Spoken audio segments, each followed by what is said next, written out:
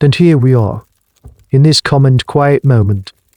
There is nothing for you to consider tonight, nothing to think about, just the feeling of comfort, as I share with you a simple soothing story. A story about a place that was anything but simple and certainly not soothing. A place where sleep was a performance and a bedroom was a stage. A place where the one thing you couldn't find was a moment of peace. As the world outside fades, you might wish to ensure you can always find your way back to this calm harbor. A gentle press of the subscribe button does just that, but only if it feels right. Your rest is what truly matters. And if you feel so inclined, I always love to know where my voice is traveling to. Feel free to leave a quiet comment telling me the city you're in on, what time it is for you as you settle in for the night. So let the silence deepen around you, perhaps feeling the cool air on your skin as we quietly cross the threshold into tonight's peaceful narrative. A narrative that might seem a little strange at first, a little backwards, because tonight you're not going to a quiet empty room to rest. Oh no, you're going to the very heart of the kingdom, which just so happens to be the king's bedroom. The stone floor is cold beneath your soft-soled shoes, a deep persistent cold that seems to rise from the very foundations of the castle. You've been walking for what feels like an age, following a stooped official whose velvet robes whisper against the flagstones. You've passed through the great hall, cavernous, undecorating even when filled with courtiers. You've skirted the edges of the formal throne room where the chair of state sits empty and imposing under a high vaulted ceiling. But you are not going to either of those places. You are being led somewhere far more important. You turn down a narrow torch-lit corridor, the tapestries on the walls depicting faded hunting scenes, stags and hounds frozen in time. The air grows warmer here, thicker with the smell of old stone, beeswax and damp wool. And then there's another scent, the smell of people. Lots of people. The low constant hum of conversation reaches you before you see the source. Your guide pushes open a heavy oak door and you step inside. This, you realize with a jolt, is not what you expected. You thought perhaps a quiet antechamber, a waiting room, but this is chaos. A gentle, well-dressed but undeniable chaos. The room is large, but it feels crowded.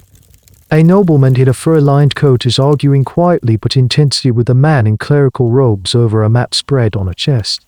Two young pages are trying and failing to stifle their giggles in a corner, earning a sharp glare from a stern-faced woman in a severe headdress.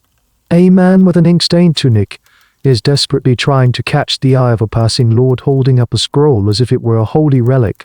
And all around, clusters of people stand whispering, their faces illuminated by the flickering dance of candlelight.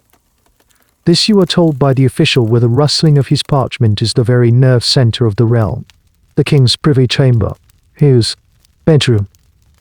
You find a small space near the wall, trying to make yourself as inconspicuous as possible. And as you observe, you begin to understand. This is not a place of rest, it is a place of access. Power in this kingdom isn't about shouting in the great hall, it's about whispering in the right ear. You're in the hazy half-light of the royal bedchamber. This is the mainstream truth of courtly life that no one writes in the official histories. The real business of the kingdom happens here, amidst the unmade linens and discarded clothes. You learn a peculiar truth of this court. A petition presented in the Great Hall might be forgotten, but one presented here has a weight of gravity that can change a man's fortune. A quiet word and knowing glance exchanged as the king is preparing for his nightly rest is worth more than a dozen formal audiences. So they wait. They all wait. For a moment, a chance, a flicker of royal attention. Historians to this day still debate precisely why this shift occurred, why the center of power migrated from the public throne to the private chamber. Some argue it was a matter of security, that a king felt safer making decisions surrounded by his trusted household. Others suggest it was a more organic evolution of power, that true influence has always been about proximity, about access to the ruler in their most unguarded moments. Whatever the reason, the result is this room, filled with the hopeful, the ambitious and the desperate. A bedroom that never sleeps. And through the haze of bodies and the murmur of a dozen conversations, you finally see it. In the center of it, all like a great wooden ship at anchor in a chaotic sea, is the bed. It's not just a bed. That's the first thing you understand. To call it a bed is like calling a cathedral a shed. It is a piece of architecture, a monumental structure of dark, gleaming oak that dominates the room. It rises from the floor on a low platform stage within a stage, setting it apart from the cold stone where everyone else stands. Four massive spiraling posts, each carved with a snarling lion at its base and a stoic griffin at its peak, reach for the shadowy ceiling. They support a heavy ornate canopy wooden roof, freely known as a tester, from which gilded tassels hang like sleeping golden bats. This is the state bed, the Lit parade. Its purpose, you're beginning to suspect, has very little to do with sleep. It is a second throne, one made of wood and wool and feathers instead of stone and steel. You watch as a duke, a man whose own lands are vast and who bows to no one but the king, approaches the bed. He doesn't touch it. He doesn't even get too close. He simply pauses before it, his head slightly inclined as if acknowledging a presence that isn't even there. The bed itself has an aura of power. Your eyes trace the fabrics and you can almost feel their texture. Heavy curtains of crimson velvet, so deep reed they seem to drink the candlelight, hang from all four sides. They are currently drawn back and tied to the posts with thick gold tassel lead ropes revealing the interior. The inner hangings and the headboard are upholstered in a shimmering blue damask woven with the royal sigil in silver thread. You overhear a snippet of conversation, a courtier whispering to another that the cost of the fabrics alone, the velvet, the damask, the silk sheets, you can just barely glimpse, was enough to fund a small military campaign. This isn't just decoration, it's a statement of wealth so profound it's almost violent. It is a kingdom's treasury turned into bedding. You notice how high the mattress is.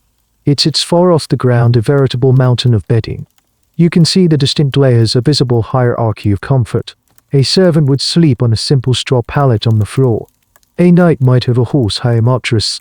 But this is something else entirely. It looks less like a place to lie down and more like a summit to be conquered. And this is the central piece of historical knowledge that crystallizes for you in this moment. The state bed was the ultimate status symbol of the late medieval and early modern world. It was a semi-public space where a monarch would receive guests, hold audiences, and even sign documents. To be invited to the king's bedside was the highest of honors, a sign of unparalleled intimacy and influence. The king's power didn't cease when he took off his crown, it simply relocated to this opulent fabric-draped fortress. Historians have long debated the true origin of this tradition. Did it begin as a genuine desire for comfort and warmth, with the curtains and canopy designed to keep out the notorious drafts of a stone castle, only later evolving into a symbol of state? Or was its theatrical purpose there from the very beginning? Was it conceived as a throne for the night, a way to project power even in the most vulnerable of states? The line between practicality and performance is so blurred as to be almost invisible. You look at the sheer overwhelming grandeur of it all. The intricate carvings, the glint of silver thread, the sheer volume of priceless fabric. It feels intimidating. You can't imagine anyone finding true deep restorative rest in such a place. It's a stage set for a play that runs 24 hours a day, a performance from which the lead actor can never escape. And as the evening wears on and the crowd in the room seems to swell rather than thin, you realize the first act of two nights' performance is about to begin. The star of the show is about to make his entrance. Or you hadn't even noticed, one cleverly disguised as part of the wood-paneled wall swings open. A sudden hush falls over the room. The constant hum of conversation evaporates, replaced by a thick, expectant silence. Every head turns. Every back straightens. The king has arrived. He doesn't stride in flanked by guards. He simply appears looking smaller and older than he does on the throne. He wears a heavy dressing gown of deep purple silk embroidered with gold thread that catches the light. His face is pale and there are dark circles under his eyes that even the flattering candlelight cannot hide. He looks to your modern eyes utterly exhausted. A man in desperate need of a long, uninterrupted night's sleep, the one thing this room will not allow him to have. He moves towards the great bed, his slippers making a soft shuffling sound on the stone. He doesn't look at the assembled crowd, yet he is intensely aware of them. You can see it in the set of his shoulders, the deliberate way he holds his head. This is a man who has not made an unabushed of movement since he was a child. His every breath is public property. And now the ritual begins. It is a slow, deliberate ballet of power and deference. This is the calque of the public ceremony of the king going to bed, and you realize it's one of the most important political events of the day. The Lord Chamberlain, a man with a severe face and a magnificent silver chain of office, steps forward. He bows low, then, with a practiced solemn air, he helps the king remove his silk dressing gown.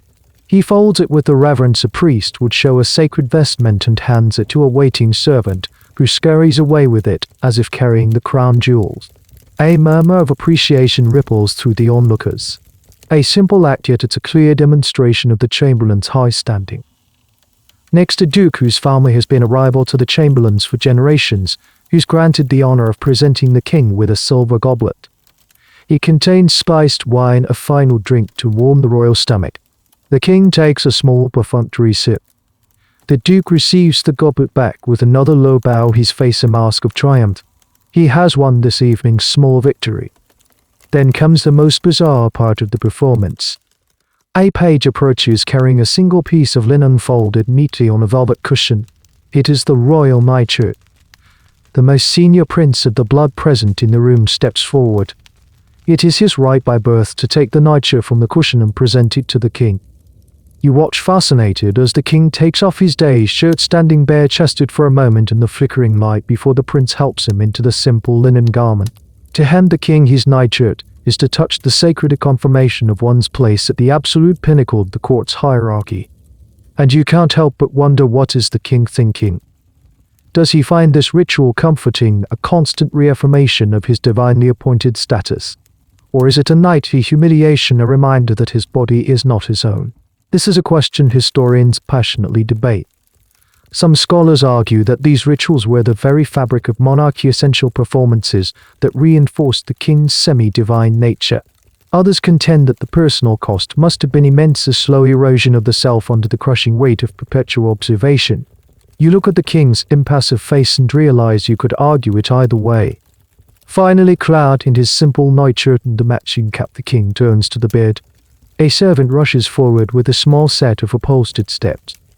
The king climbs them, not with the weariness of a man going to sleep, but with the practiced movements of an actor taking his place on stage. He doesn't lie down. He settles back against a mountain of pillows, his back straight, his posture formal. The Lord Chamberlain steps forward one last time.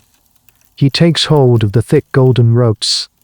With a great sweeping gesture, he pulls the heavy velvet curtains, shutting, closing the bed on all four sides. A collective sigh seems to pass through the room. The main part of the performance is over, but you know with a sudden chilling certainty that almost no one is going to leave.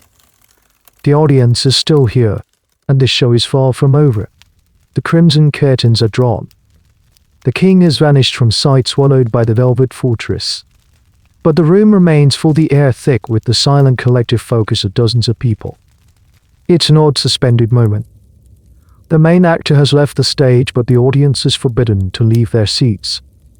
Their attention, having nowhere else to go, seems to fixate on the bed itself, this silent monolithic object. A man beside you, a clerk with ink-stained fingers under perpetually nervous energy, seems to sense your curiosity. He leans in, his voice a conspiratorial whisper that smells faintly of parchment and wine. A marvel, is it not? A kingdom in miniature. You look at him puzzled, and he gestures with his chin towards the bed. The mattress, he clarifies. The very foundation of His Majesty's rest is also a map of his entire realm. He explains that what you see as one enormous mattress is in fact several distinct layers, each with a specific purpose and a deep social meaning. It's a geological cross-section of the kingdom's hierarchy. At the very bottom, resting on a taut lattice of leather straps, is a thick pallet stuffed with straw. That, the clerk whispers, is the peasant, the foundation. It must be good clean oat straw, mind you, changed frequently lest it grow damp and sour. You imagine the rustle and the dust, the smell of the harvest forming the literal bedrock of the king's slumber. Above that lies a mattress of wool, coarse, heavy and packed tight. There you have the merchants and the landed gentry. The clerk continues, a hint of a lecture in his tone. Warmer than straw, a sign of prosperity. A good wool mattress can last a generation if cared for. You picture a prosperous farmer sleeping on such a bed, proud of its warmth and substance. But it's the layers above that which truly signify power. Next comes the feather beds. Not one but several. The lower ones are stuffed with the feathers of common geese carefully cleaned and fluffed. They provide the bulk of the softness. And then at the very top, the layer that will actually touch the royal sheets is the prize. A thin but exquisitely soft mattress filled with the finest, lightest swan's down. Only the king, the clerk, breathes his eyes wide with something like reverence, sleeps on the down of a swan. It is said to be like sleeping on a cloud. You suddenly understand. The king doesn't just sleep in a bed, he sleeps on top of his kingdom. He is physically elevated above the symbolic representation of his subject. This isn't about comfort, not entirely. It's about a nightly physical reinforcement of the great chain of being, the idea that every person has their divinely appointed place with the king naturally at the very top. This leads to a rather curious and labor-intensive daily task. The clerk tells you about the small army of servants, the yeomen of the chamber, whose sole job is to disassemble this entire structure every morning. They haul the mattresses out into a courtyard or a jerry room where they are beaten with special sticks to remove dust and plumped to ensure they don't compact. It's a noisy, dusty, strenuous job, all to ensure the kingdom is fresh for the king's return each night. And here in this seemingly straightforward matter of bedding lies a debate that still occupies historians. The pragmatic school of thought argues that this layering was simply the medieval world's most advanced comfort technology. Straw provided a firm base, wool offered insulation, and feathers gave softness. It was a practical, albeit extravagant, solution to sleeping in a cold, drafty stone castle. But another group of historians insists this view is too simplistic. They argue that the symbolic aspect was paramount. The sheer height of the bed, forcing the king to use steps to get into it, was the point. It was a performance of elevation. In a world where most people slept on a simple pallet on the floor, the king slept closer to God. Any comfort derived was a happy but secondary consequence of this powerful political and theological statement. The clerk finishes his hushed explanation and falls silent, his eyes once again fixed on the curtained bed. You are left with this new knowledge, this image of the king floating atop a carefully constructed pyramid of straw, wool, and feathers. You realize that even in the dark, even when hidden from view, every single detail of his life is saturated with meaning. Every object to love statecraft. The very thing he lies upon is a constant silent lecture on power, hierarchy, and his own exalted place in the world. You stand there in the crowded room, your gaze fixed on the crimson velvet that encloses the king. It seems so final, so absolute. A wall of fabric has been erected, creating a small private world within the larger public one. But as your eyes adjust to the dim light and you continue to observe the subtle ballet of the court, you begin to understand that these curtains are not what they seem. They are not a shield for privacy. They are a tool for communication. A man of immense importance, you recognize him as the royal treasurer, the keeper of the kingdom's wealth, moves silently to the side of the bed. He doesn't speak. He doesn't call out. He simply reaches out and with a single practiced finger ever so slightly parts the heavy velvet curtains. He creates a gap no wider than his hand. He leans in, his head disappearing into the darkness for a moment, and whispers. You can't hear the words, only a low, urgent murmur. A moment later, a muffled reply comes from within.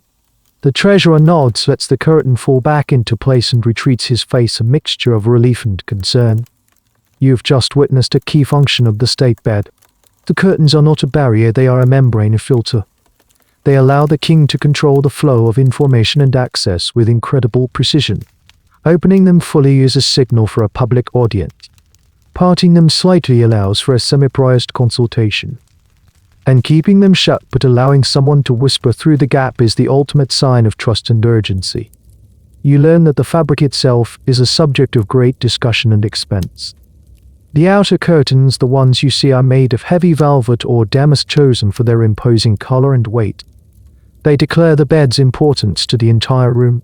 But inside there is often another layer of curtains made of much lighter silk or fine linen. These inner curtains offer a second layer of control. The king could have the heavy velvet drawn back, remaining visible to the room through a translucent veil of silk, a way of being present and yet still removed. This intricate system of fabrics creates a whole new vocabulary of power. A courtier's entire career could be made or broken by a gesture as simple as the king beckoning him to step inside the curtains. To be granted this privilege was to be brought into the inner sanctum to share the king's air, to be physically and politically closer to the source of all power than anyone else. Those left standing on the cold stone floor could only watch and guess at the secrets being exchanged within that fabric box. This brings up a fascinating cold case of history. The story of a particular courtier who was found with a small sharp knife hidden in his sleeve just as he was about to be granted an audience inside the curtains. His defense was that he used it to trim his quill pens. The prosecution argued it was for a more sinister purpose. Was he an assassin hoping to exploit this moment of ultimate proximity? Or was he the victim of a political rival who had planted the knife on him to ensure his downfall? Historians still argue about the case as the court records are maddeningly ambiguous. It serves as a stark reminder that extreme intimacy with power also brought with it extreme danger. Of course, there is the ongoing academic debate about the primary function of these curtains. Was it truly all about political theater, or was there a more mundane practical reason? Some historians, particularly those who specialize in the study of medieval health and living conditions, argue that the curtain's main job was to keep the sleeper warm. Castles were notoriously cold and drafty, and a fully contained bed created a small microclimate bed tent that trapped body heat and kept out chilly drafts. They point to inventories of less noble households where even modest beds often had simple woolen curtains, suggesting warmth was the universal goal. But, as you watch the treasurer walk away, his face etched with the gravity of his secret conversation, the pragmatic argument feels incomplete. Perhaps it was both. Perhaps the simple human need for warmth created the perfect stage for the complex inhuman theater of the court. The curtains that kept out the cold also created a space where secrets could be shared, where power could be negotiated in whispers, and where the fate of the kingdom could be decided, all within a few square feet of fabric-draped darkness. The king, hidden from view, is somehow more present, more powerful than ever. He is not just a man in a bed, he is an oracle in a shrine, and the velvet curtains are the temple veil. As your eyes continue to scan the scene around the magnificent state bed, you notice something else, something much lower to the ground, almost hidden in the shadows. It's another bed, or rather a sort of anti-bed. It's a low, simple wooden frame with a thin mattress so small and insignificant that it could easily be mistaken for a piece of luggage or a long footstool. It has no posts, no canopy, no curtains. It is in every way the complete opposite of the grand structure it serves. This, you learn, is a truckle bed. Sometimes it's called a trundle bed because during the day it is designed to be rolled or trundled completely underneath the massive frame of the state bed, disappearing from sight. It's a clever piece of space-saving furniture, but its true purpose is not about tidiness. It's about proximity. It's about ensuring the king is never ever truly alone. A young man, little more than a boy, emerges from the crowd. He is dressed in a simple, unadorned livery, the uniform of a household servant. While the nobles and courtiers posture and whisper, he moves with a quiet, practiced efficiency. He unrolls a thin blanket and a small flat pillow onto the truckle bed.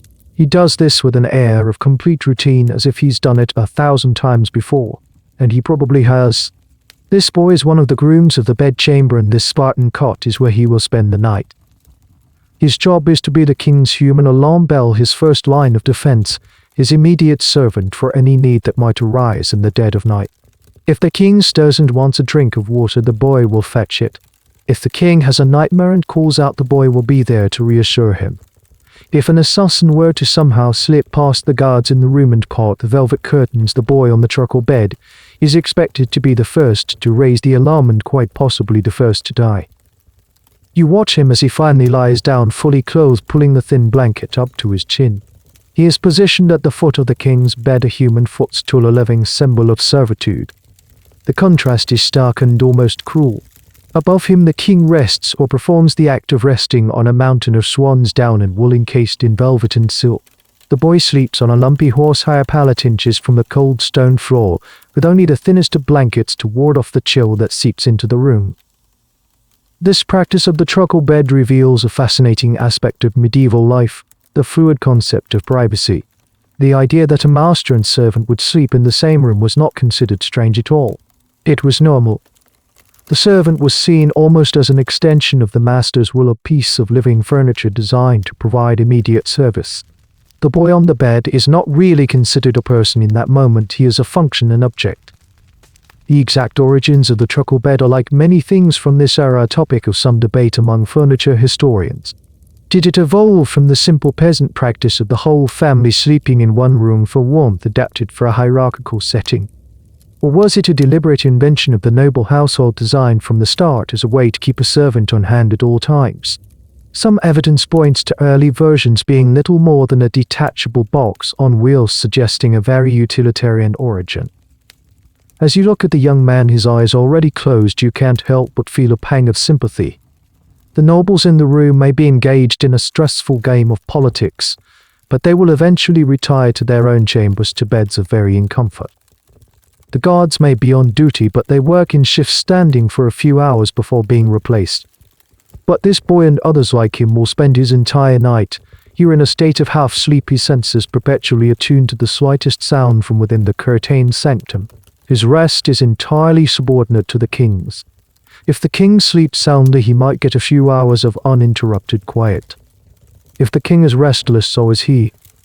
He is both incredibly close to power and infinitely far away. He hears the midnight whispers, the sleepy groans, the unguarded sighs of the most powerful man in the land. He probably knows more of the king's true nature than anyone. Yet he himself is invisible, a ghost in the machine of the royal household. His comfort, his dreams, his very existence are secondary. He is the silent, watchful guardian at the foot of the throne of feathers. The air in the chamber has shifted. The initial ceremony of the king's retirement is over, but a new, more subtle tension has taken its place. Most of the lower-ranking courtiers have been ushered out, leaving a core group of about 20 or so of the kingdom's most powerful individuals. They linger standing in small, quiet clusters, their eyes constantly flicking towards the silent, curtained bed. They are not waiting for the king to go to sleep. They are waiting for him to wake up. Or rather, they are waiting for the morning. Because the ceremony you just witnessed, the cowker, has an equally, if not more elaborate twin. The lever, the public waking undressing of the king, and the politics of this morning ritual are, if anything, even more intense. You notice a man, the Earl of a northern province, subtly repositioning himself. He moves a few inches to his left, a seemingly casual shift, but you see the purpose in it. He is now standing a little closer to a small ornate table near the bed, upon which a silver urine basin have been placed ready for the morning's ablutions. Beside them, folded with geometric precision, are a set of fine linen towels. Another nobleman, a baron from the western marches, notices the earl's maneuvering counters with a small step of his own, placing himself ever so slightly in front of the earl. A silent duel is being fought with footsteps. What are they fighting for? The honor of handing the king a towel. The clerk from before, who seems to have appointed himself your guide to this strange world, materializes at your elbow. The battle for the morning begins the night before. He whispers, a wry smile on his thin lips. He explains that while the cowker is about proximity, the lever is about participation. To be given a role, however small, in the king's dressing ceremony is a public declaration of your favor. And the most coveted role of all, the one that trumps all others in the opening moments of the day, is the honor of handing the king his day shirt. This is an honor so profound it is reserved for only the highest-ranking princes or the king's most beloved favorites. To be the man who clothes the king is to be seen by all as the man closest to the king's heart. The clerk tells you a story from a few years back, a bit of court gossip that has become legendary. Two dukes, both immensely powerful and both vying for the position of the king's chief advisor, arrived in the bedchamber for the lever. By rank, the elder duke had the right to present the shirt. But the younger duke, in a brilliant and audacious move, had spent the night in quiet prayer in the royal chapel. When the king awakened, was told of the young duke's piety, he was so moved that he awarded the honor of the shirt to him instead. The elder duke was publicly snubbed, his influence waned, and within a year the younger duke had the advisory position he so craved, all because of a shirt. This obsession with the king's garments is a very real historical phenomenon, especially in the French court of Louis IV, who perfected these ceremonies into an art form. The politics of the bedchamber were the politics of the nation. An entire career could be built upon the privilege of holding the royal candle while the king read or passing him his breeches. Of course, historians debate the psychological impact of all this. Did monarchs truly believe that these rituals were essential to the functioning of the state? Or were they elaborate games designed to keep their powerful and potentially rebellious nobles occupied? By making them fight over trivialities like towels and nightshirts, a clever king could distract them from plotting real treason. It's the keep your friends close and your enemies closer principle played out with toiletries and underwear. The academic term for this is domesticating the nobility, turning fierce warriors into glorified valets, their ambition channeled into a competition for domestic honors. As you look around the room, you see this theory in action. These are powerful men who command armies and rule vast territories. Yet here they stand in the dead of night, their minds consumed with the strategic planning of how to be the one chosen to pass the king his slippers come sunrise. They are like wolves, magnificent and dangerous, who have been taught to sit and beg for the honor of fetching a stick. The king, even while hidden and presumably asleep, has them all trapped in his web of ritual. The nightshirt he has just put on is more than just a piece of linen. It is a symbol of a complex and deeply strange system of power, where intimacy is a weapon and the most mundane objects are turned into the greatest prizes of all. The hours creep by. The candles burn lower, casting long dancing shadows that make the tapestries on the walls seem to writhe and twist. The crowd in the chamber has thinned slightly, but the most important players remain their vigil unwavering. Some have found seats on chests along the wall, their heads nodding with fatigue. Others stand shifting their weight from foot to foot, their eyes still glued to the curtained monolith in the center of the room. The only sounds are the occasional rustle of fabric, a stifled cough, and the soft rhythmic breathing of the page on the truckle bed. Your own body aches for rest.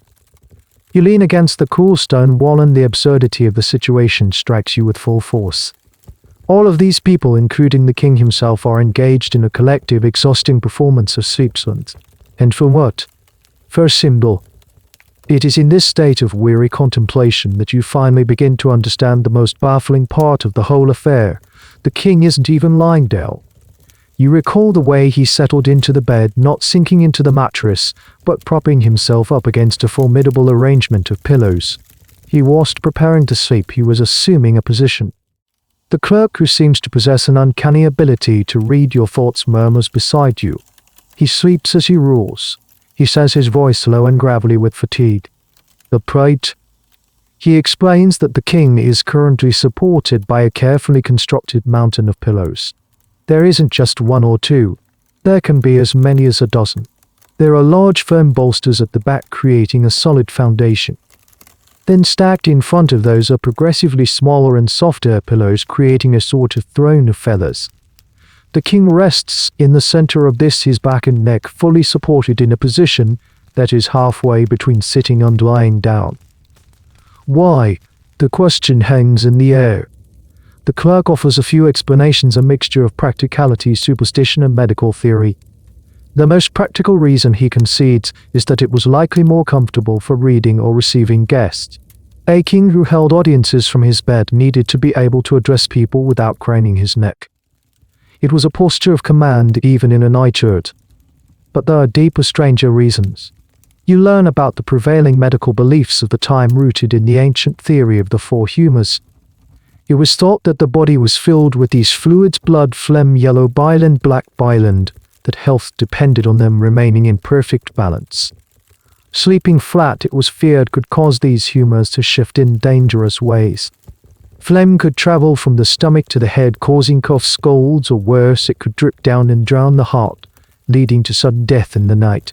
The slightly upright position was seen as a way to keep everything where it was supposed to be, a simple piece of preventative medicine.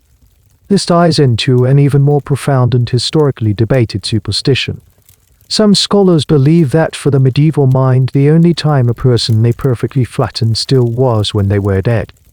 To lie down completely was to imitate a corpse.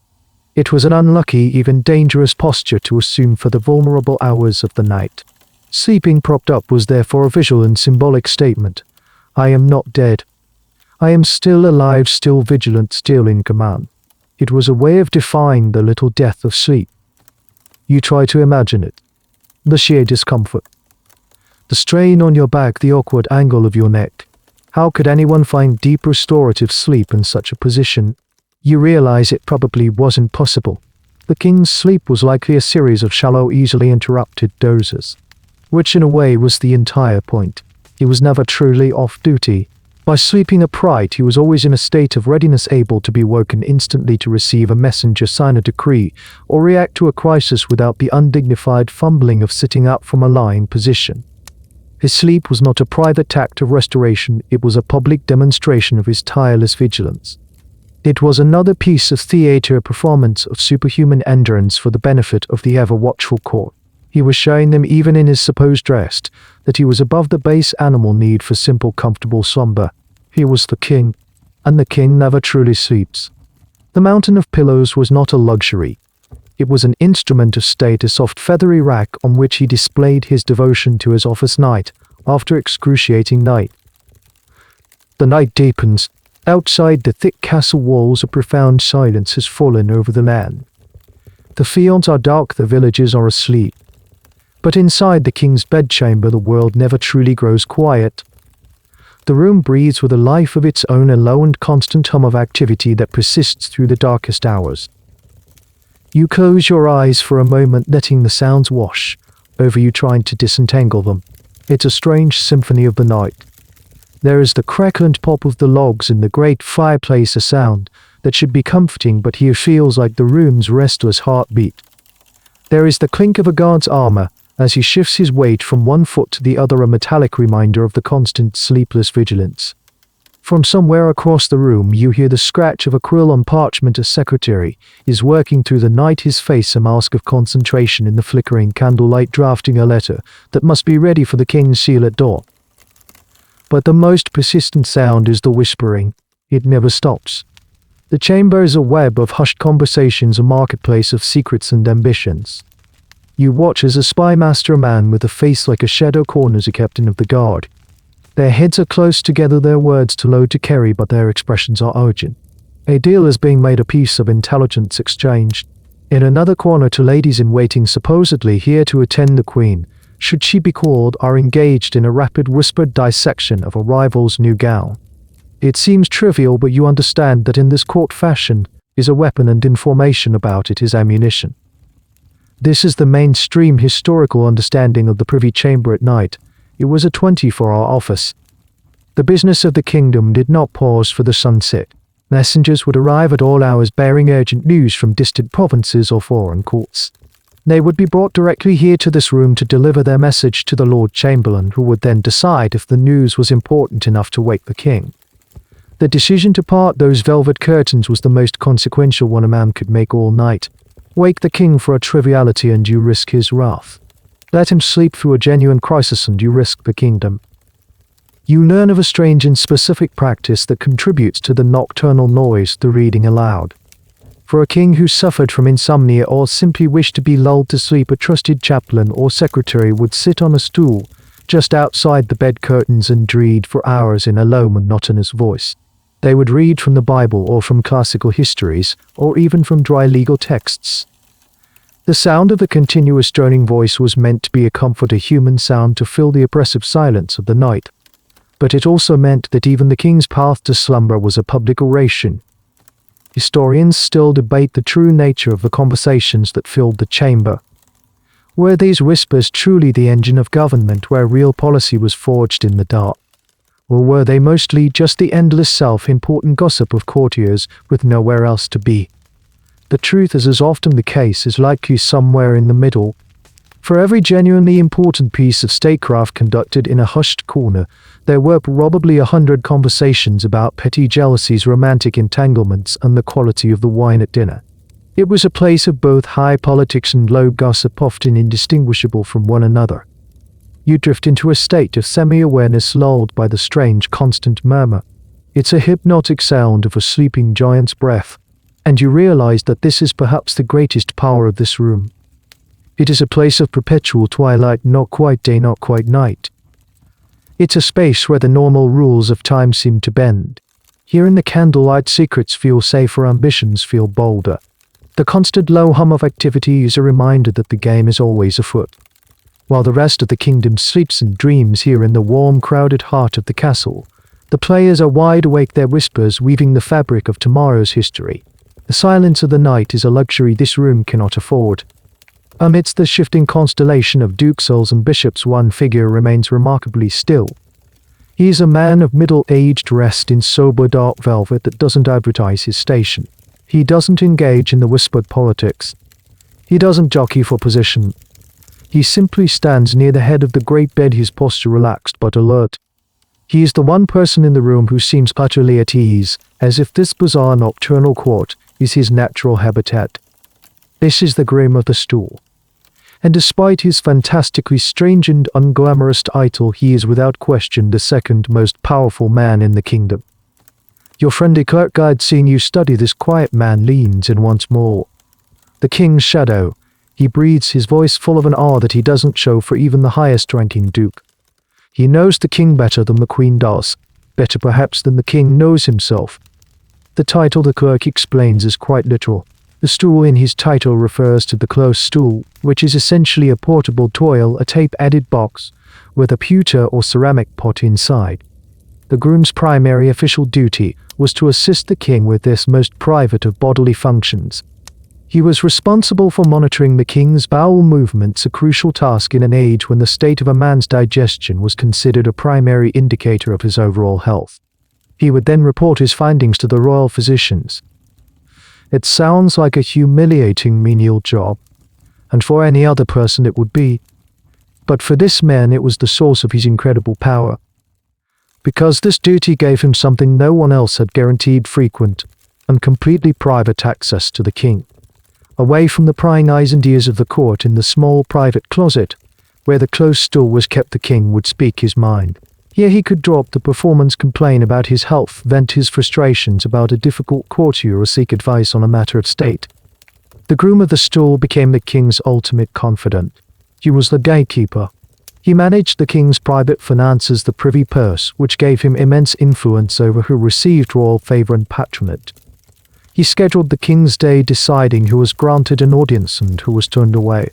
He slept in an adjoining room, or sometimes even on a pallet bed inside the main chamber, always within earshot. He was the first person the king saw in the morning and the last person he spoke to at night. You learn about the curious evolution of this role. In its earliest days it was a simple servant position, but over time monarchs realized the value of having one person who was utterly unimpeached, ably loyal, someone whose fortunes were tied directly to the king's own. The position was elevated, given to men from high-ranking noble families. It became one of the most sought-after appointments at court. To be the Groom of the Stool was to have the king's ear in a way no one else could dream of. The precise influence of the Groom of the Stool is a topic of great fascination and debate for historians.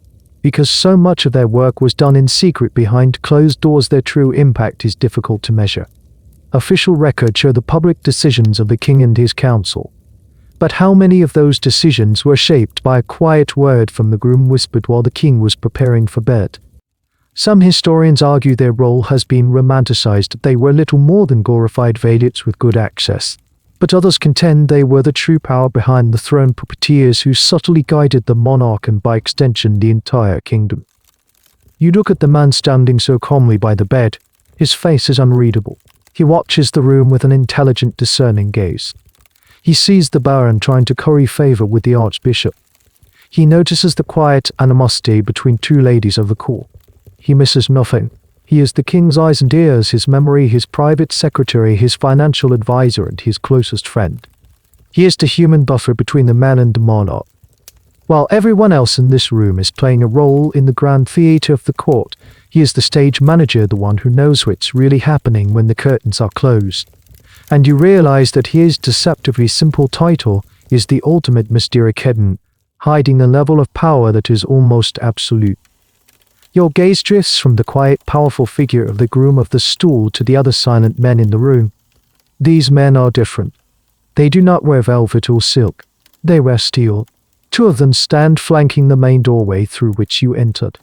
Another to stand near the hidden door from which the king emerged.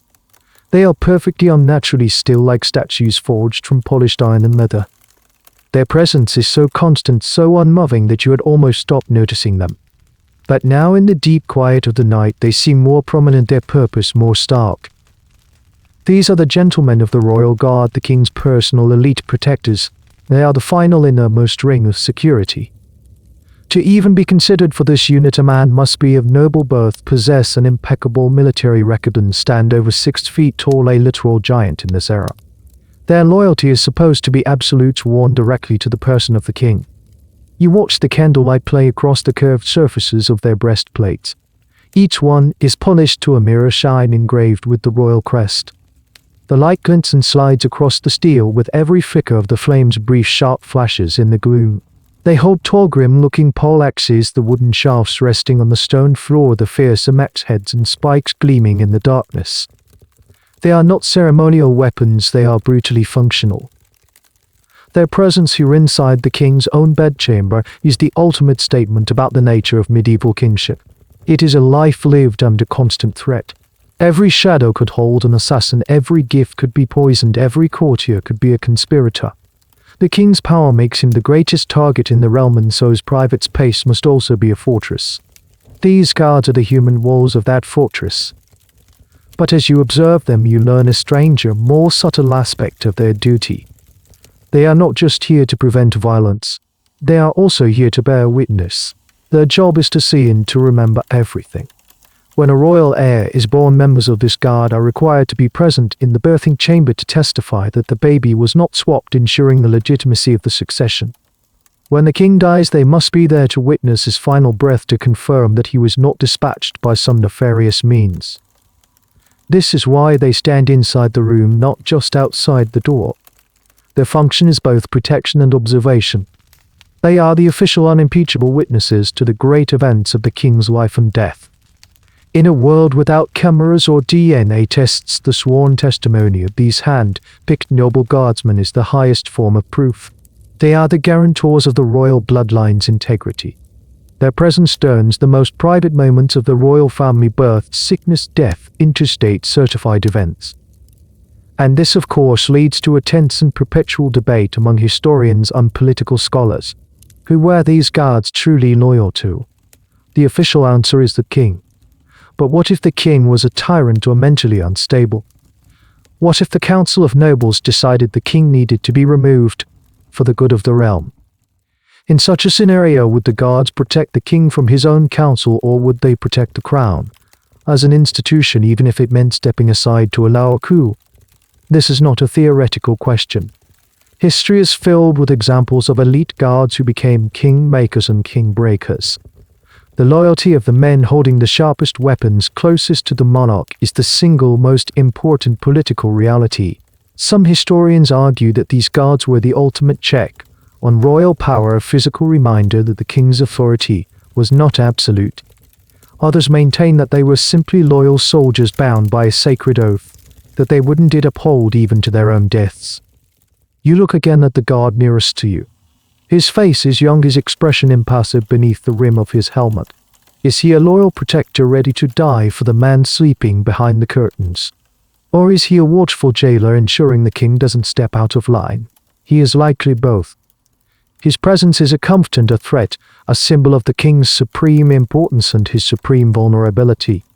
The glint of light off his armor is a constant silent reminder that the king's life is not his own. It is a state asset, a fragile treasure to be guarded, to be watched, and perhaps to be controlled.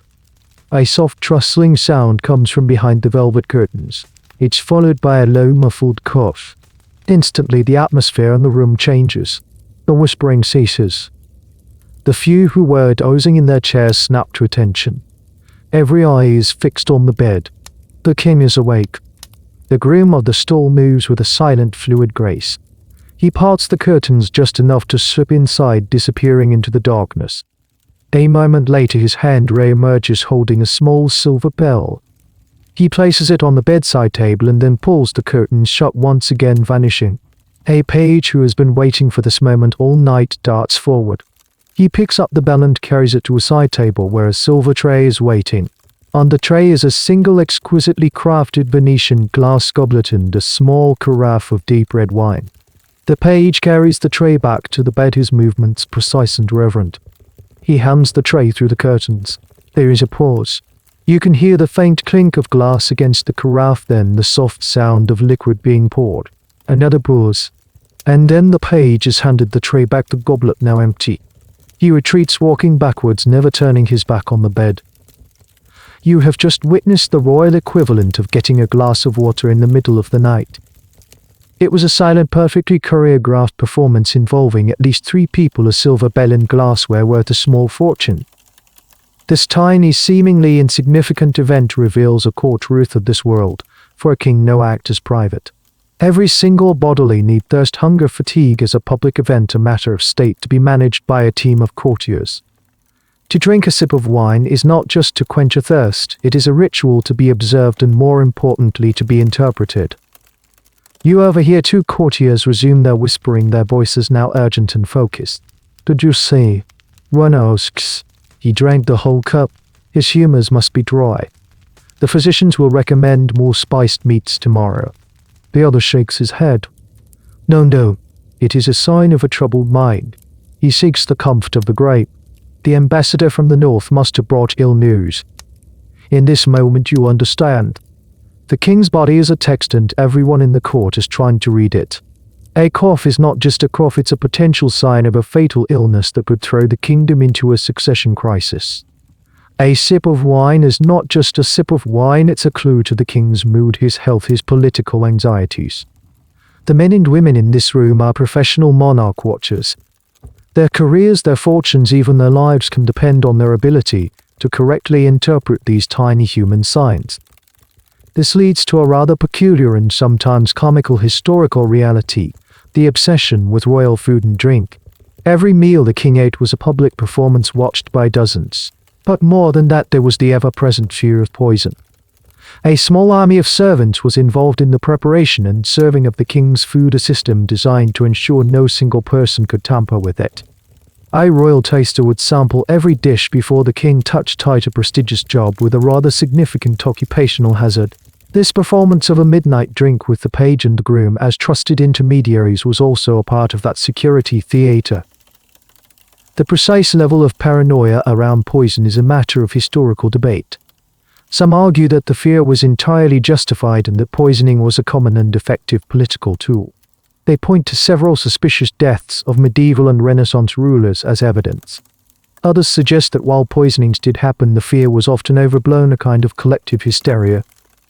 The elaborate rituals, they argue, were more about reinforcing the king's preciousness and demonstrating the loyalty of his servants than about preventing any real ongoing threat.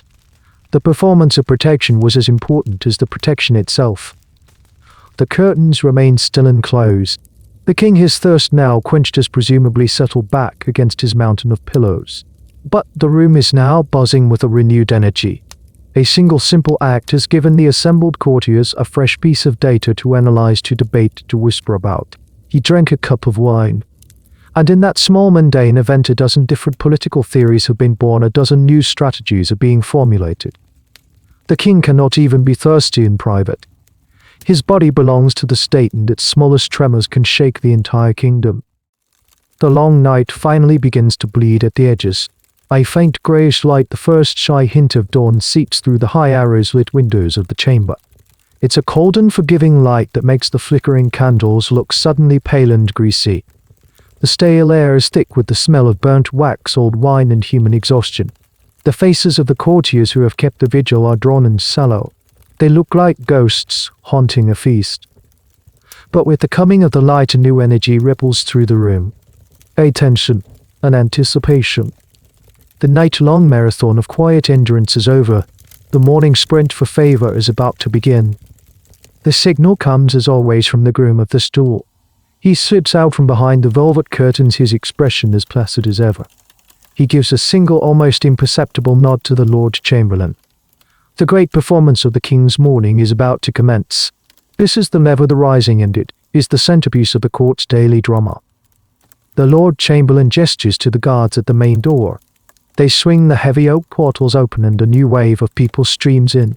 These are the courtiers who were not important enough to spend the night, but who have the right to attend the second part of the ceremony. They find their places jostling for a good view, their faces a mixture of sleepy-eyed reverence and sharp competitive ambition. Then the groom of the stool draws back the main velvet curtains with a great sweeping flourish. The king is revealed, still propped against his mountain of pillows, a simple linen cap on his head. He blinks in the sudden influx of light and people, his face a neutral mask. The first to approach are the innermost circle, the royal physicians. They bow low, then one of them takes the king's wrist, his brow furrowed as he feels for the royal pulse. Another peers intently into the king's eyes. They ask a few quiet questions about the quality of his sleep and the state of his digestion.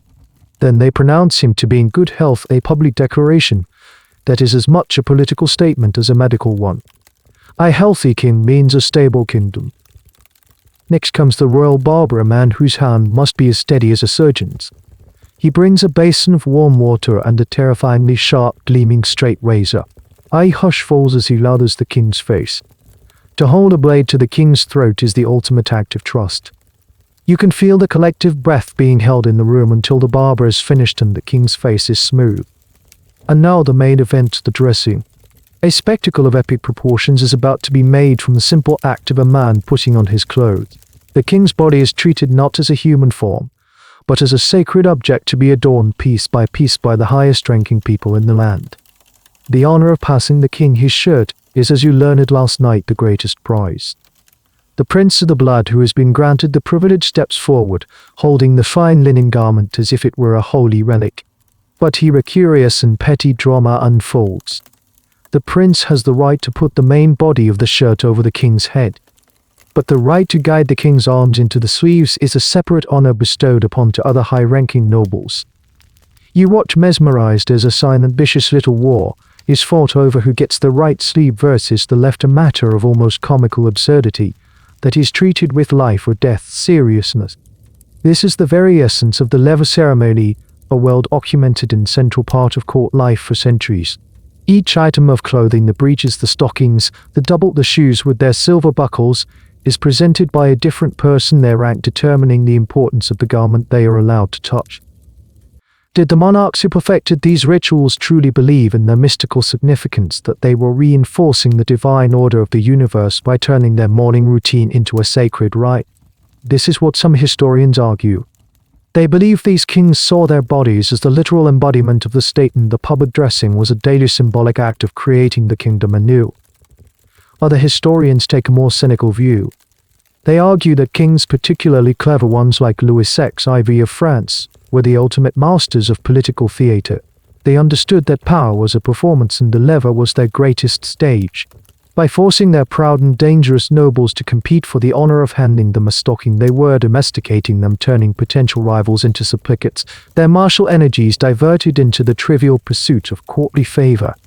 The entire exhausting ceremony was a masterful and deliberate to love political control. Finally it is done. The king stands fully dressed. He is no longer a pale man in a linen cap, but the king resplendent in silk and velvet. His entire demeanor has changed. He is no longer a person, he is an institution, fully assembled in front of his adoring and terrified court. The king is dressed. The chaotic ballet of the lever is complete. But he does not move to leave the chamber. The courtiers do not disperse. The audience, you realize, is not yet over. The king turns and with the help of a waiting page settles back against the now perfectly arranged pillows on his bed. The great bed, having served as a stage for his symbolic rebirth into the day, is now about to become his office. A path is cleared through the sea of onlookers. A man is ushered forward. He is not one of the usual courtiers. His clothes are foreign, his face is etched with the weariness of a long journey and the anxiety of a high-stakes mission. He is an ambassador from a neighboring and often hostile kingdom. He has been waiting for days for this audience, and it is finally being granted to him, here in the king's bedchamber, before the king has even had his breakfast. The ambassador approaches the bed, bows stiffly, not too low to maintain the dignity of his own sovereign, and begins to speak in a low formal tone. He is delivering a sensitive message from his master, a proposal regarding a border dispute that could either secure a fragile peace or plunge both kingdoms into war. You are witnessing a diplomatic summit, and it is taking place at the king's bedside. While the ambassador speaks, a servant silently brings the king his breakfast on a silver tray, a piece of bread, a slice of cold meat, and a cup of watered-down wine. The king listens intently to the ambassador, occasionally taking a small bite of bread, his chewing slow and deliberate. This was a common and powerful political tactic. By receiving a foreign diplomat in his bedchamber, the king is sending a complex and carefully calibrated message. On one hand, it can be seen as a sign of great intimacy and trust. The king is welcoming the ambassador into his most private space, treating him not as a formal stranger but as a trusted colleague. It suggests a willingness to be open and direct, to dispense with the stiff formalities of the throne room. But on the other hand, it is a formidable power play. The king is in a position of supreme comfort and authority, literally looking down from his elevated bed. The ambassador is forced to stand before him vulnerable and exposed on the open floor. The king is in his own territory, surrounded by his own loyal court, who watch the entire exchange with hawk-like intensity. It is a home field advantage of the most extreme kind. The setting is designed to be disarming and intimidating at the same time. And what of breakfast? It too is a tool. The simple act of the king eating while the ambassador speaks is another subtle assertion of dominance. It says, "Your urgent message is important, but it is not so important that I will delay my own routine for it. I am the king. My time, my comfort, my needs come first." It's a non-verbal power move that sets the tone for the entire negotiation. A particularly curious and niche area of historical study focuses on what is sometimes called bedchamber diplomacy.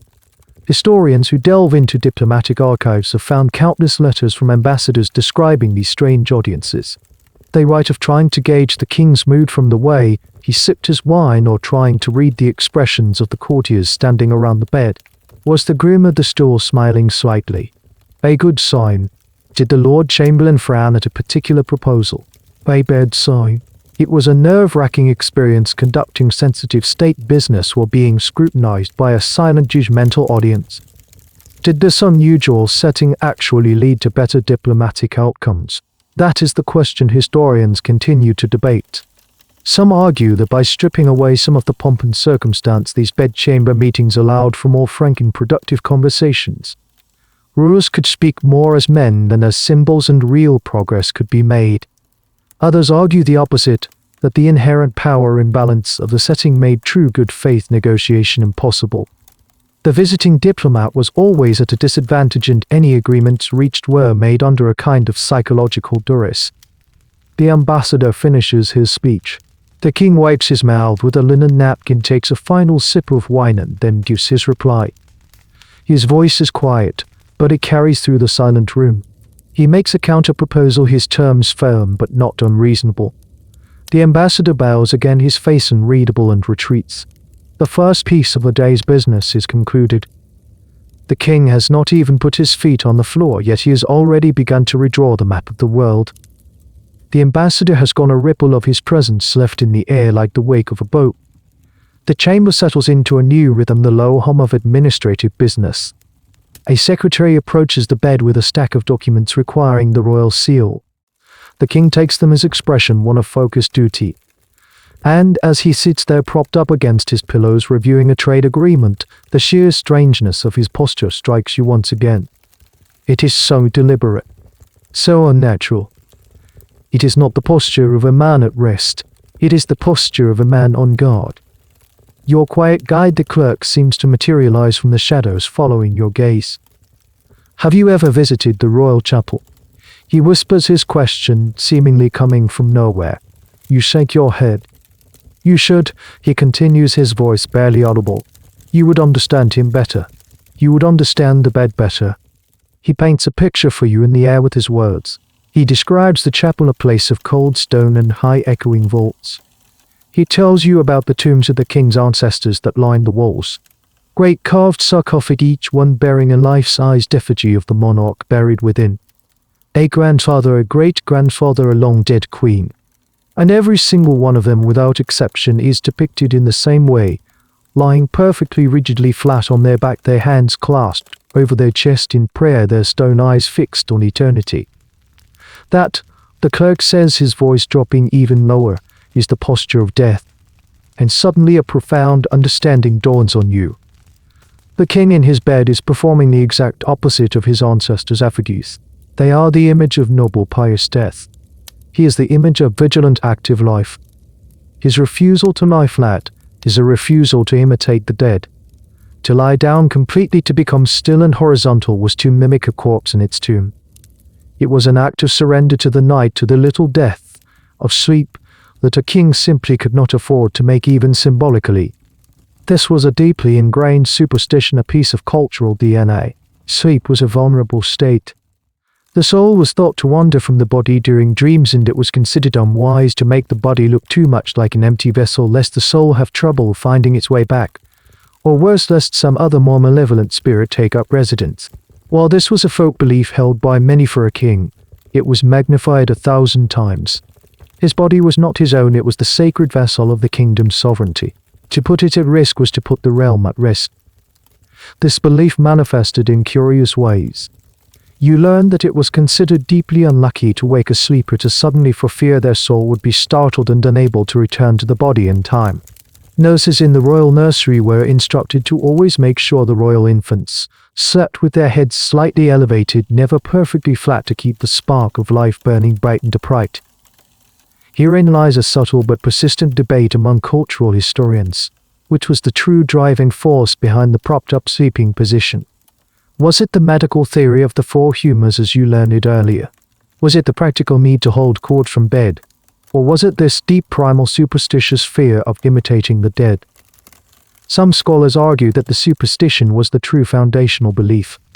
They suggest that the medical and practical reasons were simply convenient rational justifications for a practice that was rooted in a much older, more mystical worldview.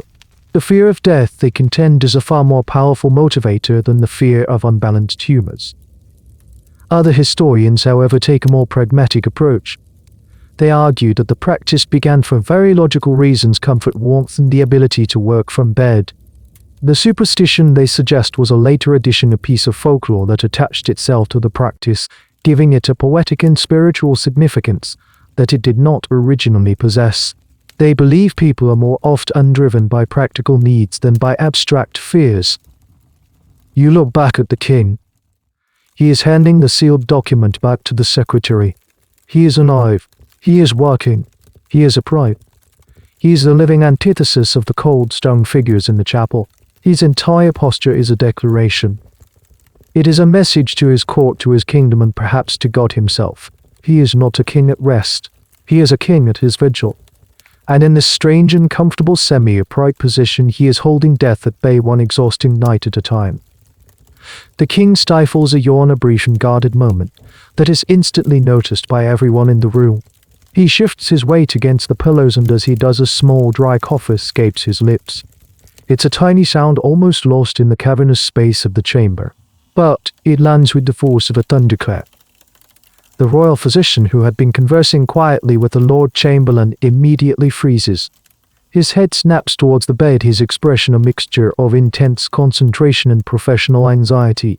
The groom of the Stool, ever watchful, takes a half-step closer to the king's side. Across the room you see two nobles exchange a quick, meaningful glance. A simple cough has just become a major political event. You are witnessing one of the most stressful aspects of royal life, the complete and utter lack of medical privacy. The king's body is not his own property. It is an asset of the state, the single most important piece of infrastructure in the entire kingdom. Its continued health and functioning are a matter of national security. Therefore, every sneeze, every stomach grumble is a public bulletin on the stability of the realm. The physician approaches the bed again, his face a mask of solemn concern. "Your Majesty," he says, his voice full of a carefully practiced bedside manner, "forgive my intrusion, but did I detect a certain dryness in the throat? A touch of phlegmatic humor, perhaps?" The king waves a dismissive hand. "It is nothing. A tickle from the dust. But it is not nothing. It cannot be nothing." The physician persists, suggesting a posset of warm spiced milk and wine to soothe the royal throat. The king, weary of the fuss, finally agrees. The order is given and the page scurries from the room. The entire court has just watched a 5-minute drama unfold, all centered on a single involuntary reflex. This public performance of health was a constant, exhausting requirement for any monarch.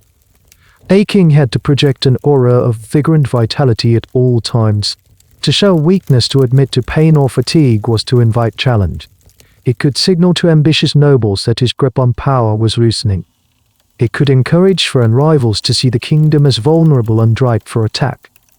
So even if a king was suffering from a debilitating or a severe bout of indigestion, he was expected to appear at court, to smile, to engage in the rituals of power, to perform the role of the healthy, unassailable ruler. You learn of a strange and rather ghoulish offshoot of this obsession, the public autopsy. When a monarch did finally die, it was not uncommon for his body to be publicly dissected by the royal surgeons in front of an audience of high-ranking nobles. Their purpose was twofold. First, it was to determine the cause of death, to prove to the world that he had not been poisoned. The surgeons would remove and display the healthy, untainted organs as proof. Second, it was to create a detailed medical record, a final report on the state of the royal body, which was then entered into the official archives of the kingdom. It was the ultimate final invasion of privacy, the last act in a life lived entirely in the public eye. Historians, of course, have differing views on the primary motivation for this intense scrutiny. Was it all driven by cold hard politics? Was the court's obsession with the king's health purely about stability, succession, and the balance of power? This is the traditional interpretation. The king's body was a symbol of the body politic, the kingdom itself. If the king's body was sick, the kingdom was sick. But a newer school of thought, drawing on the history of medicine and culture, suggests a more complex reality. They argue that there was also a genuine, albeit deeply superstitious, belief that the king's health was mystically connected to the health of the land. This is the idea of the sacred king. If the king was well, the harvests would be bountiful, the cattle would be fertile, and the kingdom would prosper. If the king fell ill, it could bring blight, famine, and disaster. So the court's constant monitoring of the king's health was not just political, it was a kind of ongoing magical ritual, an attempt to appease the forces of nature by ensuring the well-being of their sacred ruler. The page returns with the steaming pot set on a silver tray. The king takes it and drinks, his every sip watched by 24 pairs of anxious eyes. He has just performed one of his most important duties of the day. He has demonstrated his own survival. He has coughed and the kingdom has not fallen. For now. After an hour of signing documents and receiving brief reports, the king finally swings his legs over the side of the bed. A page rushes forward with a pair of fur-lined slippers. The king stands and the court collectively exhales. The business of the bedchamber is for the moment concluded. He is going to the chapel for his morning prayers. As the king and his immediate entourage sweep out of the room, the crowd begins to disperse. The tension that has held the room captive all night finally breaks and a babble of conversation fills the space. You find yourself carried along with a small current of courtiers heading down a different corridor. Your destination, you overhear, is the Queen's apartments. You expect to find a different world, a softer, quieter, more private space. You imagine a room decorated with more feminine touches, a place of music and embroidery, a gentle refuge from the relentless political theater of the King's chamber. You are mistaken. The Queen's bedchamber is a mirror image of the King's. It is only marginally smaller and it is just as crowded. Here a different cast of characters is assembled. The Queen's ladies-in-waiting, various duchesses and countesses, her own chamberlain and treasurer and ambassadors, wives trying to glean information from their well-placed friends. The air is thick with the scent of perfume and the rustle of silk, but the atmosphere is identical. It is a place of business, of politics, of constant and blinking observation. And in the center of the room, like a sister ship to the king, stands the Queen's own state bed. It is just as large, just as ornate, just as imposing. The fabrics might be a different color, perhaps a deep blue or a rich green, instead of crimson, and the carvings might feature flowers and swans, instead of lions and griffins, but its function is exactly the same. It is a throne of the night, a stage. You have arrived just in time for the Queen's own lever.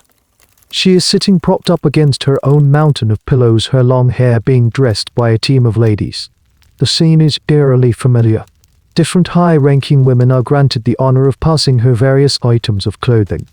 A chemise, a stocking, a jeweled girdle.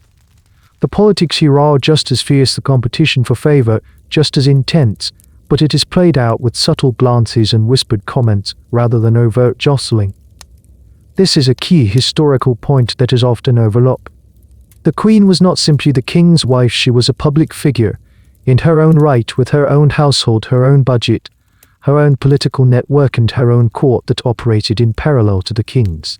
Her bedchamber was the nerve center of her power base. It was here that she would arrange strategic marriages for her children, dispense patronage to her favored families, and subtly influence the king through her network of allies. You learn a fascinating and slightly sad detail about these arrangements. In many royal courts, the king and queen did not share a bed or even a bedchamber. This was not necessarily a sign of a lack of affection. It was a practical necessity. Each monarch was a center of power, and each required their own stage on which to perform that power. Their respective bedchambers were their offices, and you couldn't have two competing courts operating out of the same room. The royal marriage was often a political alliance, and their sleeping arrangements reflected this reality. Intimacy was a private matter conducted discreetly away from the public stages of their official beds. The degree to which a queen could wield real political power is a topic of endless debate among historians. Were they truly independent players in the great game, as some argue? Or were they always ultimately subordinate to the king, their power merely a reflection of his able to be given and taken away at his whim? The answer, of course, varies wildly depending on the specific queen, the specific king, and the specific historical context. Some queens were formidable politicians who effectively co-ruled with their husbands. Others were little more male figures, their lives constrained by ritual and the primary duty of producing an heir. As you watch the queen being laced into an elaborate gown, her face a mask of serene patience, you see the paradox of her position. She is one of the most powerful women in the world, surrounded by luxury, her every need attended to. Yet she has as little privacy as her husband. Her body, like his, is a public spectacle. Her health, her moods, and most importantly, her fertility, are matters of intense state interest. She too must sleep propped up, surrounded by strangers, her every breath a performance. The golden cage is just as gilded on her side of the castle, and the door is just as firmly locked. Leaving the formal, buzzing atmosphere of the queen's chambers, you are led down a quieter, sunnier corridor. Here the stern stone walls are softened by more cheerful tapestries depicting pastoral scenes of shepherds and frolicking lambs. The air feels lighter. You are heading towards the royal nursery, the domain of the heir to the throne. You might imagine this at least to be a place of childlike freedom. A private sanctuary where the future ruler can escape the crushing formality of the court. But as you step through the arched doorway, you see that the performance of royalty begins not on the throne, or even in the state bed, but in the cradle. The room is large and airy, with a huge fireplace to keep it warm. But it is far from empty. In one corner, a wet nurse, a sturdy woman from healthy country stock, sits in a rocking chair, gently humming. Across the room, two ladies in waiting are quietly mending a tiny linen shirt. And near the window, a stern-faced governess is in a hushed but intense conversation with one of the royal physicians. The nursery, like every other important room in the castle, is a staffed and managed institution. And in the center of it, all magnificent and absurd, is the royal cradle. It is a miniature state bed. Carved from the same dark oak as the king's, it is a heavy, ornate piece of furniture designed to be rocked, not by a humble foot, but by a specially appointed servant. From a gilded arch that curves over the cradle, a fine silk canopy hangs embroidered with tiny royal crests. Even the baby's swaddling clothes, you notice, are made of impossibly fine linen edged with delicate lace. The baby, the heir to the kingdom, is sleeping. But his sleep is not a private affair. It is a supervised, managed, and constantly observed process. The physician is here to ensure the baby's humors remain balanced. The governess is here to ensure the proper routines are followed. The wet nurse is here to provide nourishment, her own health and diet being a matter of state concern. Every aspect of this tiny human's existence is controlled, recorded, and reported. You learn about a peculiar practice known as swaddling. For centuries it was believed that an infant's limbs were weak and needed to be protected. Babies were wrapped tightly from neck to toe in long linen bands, their arms and legs held straight, essentially turning them into a small rigid bundle. This was thought to ensure their limbs would grow straight and strong. The royal infant, of course, is swaddled in the finest, softest linen, but the practice is the same. He lies there, a tiny, immobile monarch in waiting, his ability to move completely constrained for his own good. This practice, while common for all classes, had a special significance for a royal child. It was the first of a lifetime of constraints. His body was not his own to control, it was a precious object to be shaped and molded into the form of a future king. From his very first moments he was being taught on a physical level that his life was not about personal freedom, but about conforming to a rigid structure. The history of childhood is a field that has blossomed in recent decades, and historians still debate the psychological impact of a royal upbringing. Did this constant observation and lack of privacy create emotionally stunted, paranoid rulers? Some biographical studies of various kings would certainly suggest so. They argue that being treated as an institution from birth prevented them from developing a healthy sense of self, leading to the erratic and tyrannical behavior many of them later displayed. On the other hand, some historians argue that this upbringing was a unique and highly effective form of job training. From their earliest memories, these children were immersed in the language of power, ritual, and public performance. They learned to control their emotions, to be constantly aware of their audience, to live under scrutiny. It was a harsh and unnatural childhood, perhaps, but it was the only one that could possibly prepare them for the harsh and unnatural life of a monarch. They were not being raised to be happy, they were being raised to rule. You watch the sleeping baby, a tiny helpless figure, at the center of this complex web of care and observation. He is the most important person in the room, perhaps in the entire kingdom after his parents. Yet, he is also a prisoner of his own destiny. The public performance of sleeping upright in a room full of strangers is a future he cannot escape. The lessons have already begun. The cradle, like the state bed it emulates, is not just a piece of furniture. It is his first classroom and his first stage. As you spend more time in the various royal bedchambers, the king's, the queen's, the nursery, you begin to notice a subtle yet persistent background detail. It's a scent. It's not the heavy, obvious aroma of incense that you might find in the chapel, nor is it the cooking smells from the distant kitchens. It's a clean, dry, herbal fragrance that seems to cling to the fabrics and hang in the air, a pleasant, but slightly medicinal smell of lavender, chamomile, and something vaguely like rosemary. You trace the source of the scent to the pillows themselves. The great mountains of pillows on the state beds, and even the smaller cushions in the royal cradle, are not just stuffed with swan's down and feathers. Woven into them, unplaced in small linen sackets tucked deep inside, are fragrant dried herbs. Your ever-present guide, the clerk, nods when you mention it. An army against the invisible enemy, he says cryptically. He explains that this is not about making the room smell pleasant, though that is a welcome side effect. This is a matter of life and death. This is medieval medicine in action. The prevailing medical theory of the age was not based on germs, which were completely unknown, but on the concept of miasma. It was believed that diseases, especially the dreaded plagues and fevers, were carried on bad air. Foul smells, the theory went, were not just unpleasant, they were literally toxic, capable of corrupting the body's humors and causing fatal illness. Therefore, to protect oneself from disease, one had to be surrounded by good, clean, fragrant air. The royal bedchamber, with its constant crowd of people, was a place of high miasmic risk, so a multi-pronged defense was required. The floors were often strewn with fresh herbs like midaswat and chamomile, which would release their scent when crushed underfoot. During the day, windows were thrown open to allow fresh air to circulate no matter how cold it was. But the most important line of defense was the bed itself. The place where the king spent his most vulnerable sleeping hours had to be a fortress of good smells. So the pillows were filled with a carefully prescribed mixture of herbs. Lavender was used for its calming properties, believed to aid in sleep and ward off melancholy. Rosemary was thought to strengthen the memory and protect the brain. Chamomile was for soothing the nerves. Rose petals were included simply for the richness of their scent, believed to gladden the heart.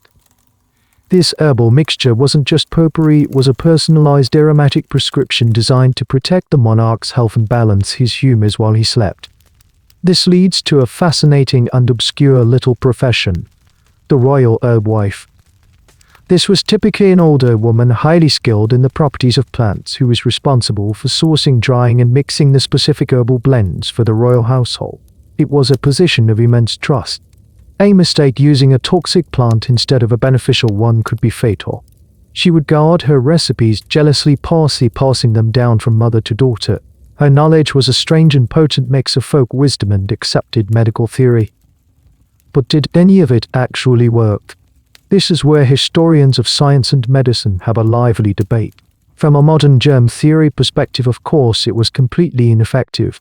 A pleasant smell could do nothing to stop a virus or bacteria.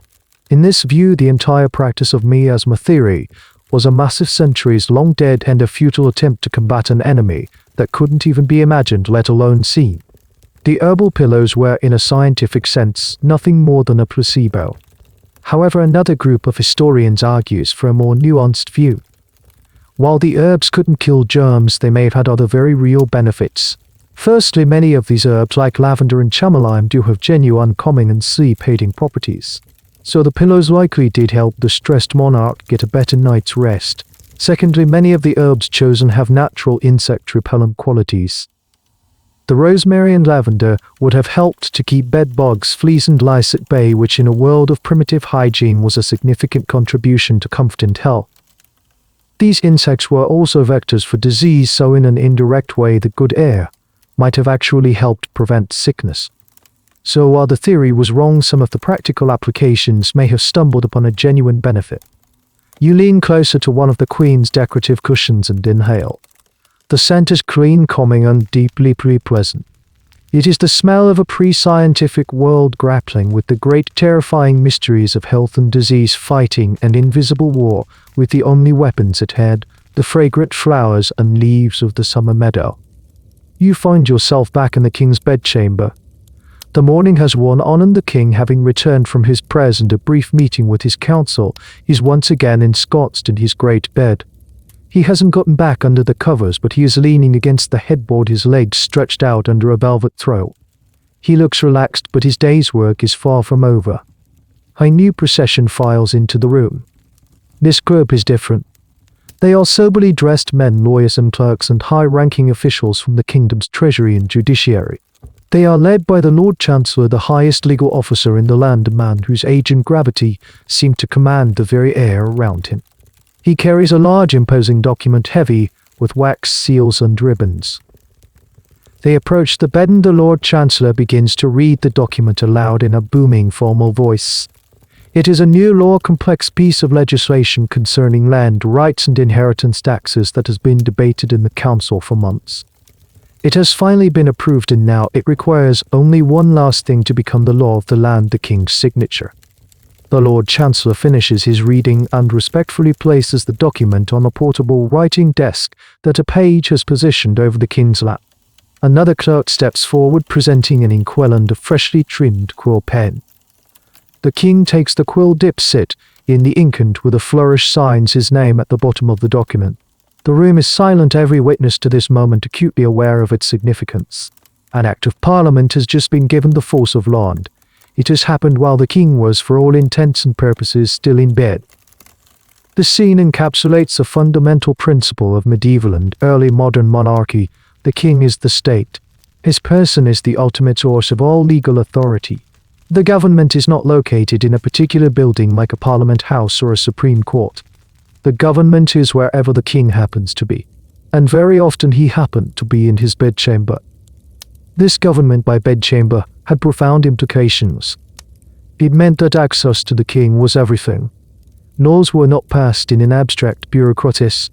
They were passed by getting a physical document in front of a physical person and persuading him to sign it.